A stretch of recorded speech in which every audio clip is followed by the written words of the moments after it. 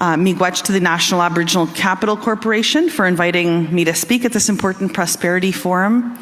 For those of you that don't know me, my name is Cindy Woodhouse Nepinak, and I'm so thankful to bring greetings on behalf of the Assembly of First Nations, which includes over 634 strong independent nations from coast to coast to coast.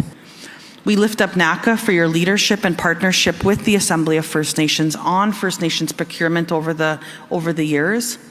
Since 2021, we have worked with national organizations to develop a business case for a First Nations-led procurement organization to help overcome systemic barriers.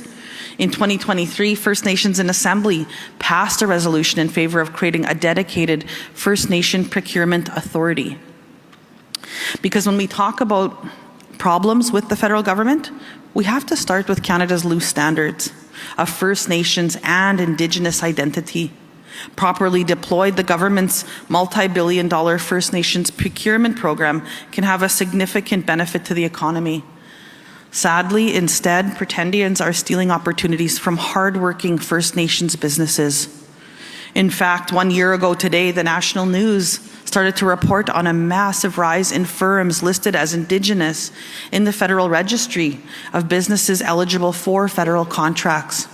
By the end of the year, the Auditor General was launching an investigation into concerns of front companies and recognizing First Nations must lead the authentication and certification processes for procurement based on definitions that we set.